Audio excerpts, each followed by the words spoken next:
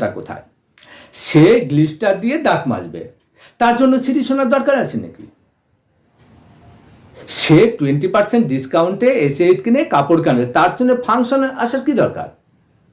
তার মানে আমরা যেভাবে প্ল্যানটা শো করছি, আমরা নিজেরাই তাদের কাছে এই যে গুরুকুল সিস্টেমটাকে একদম ইউজলেস করে দিচ্ছি। তাদের কাছে এই গুরুকুল সিস্টেমের কোনো অস্তিত্বই থাকছে না, শুধু প্রোডাক্ট প্রোডাক্ট প্রোডাক্ট।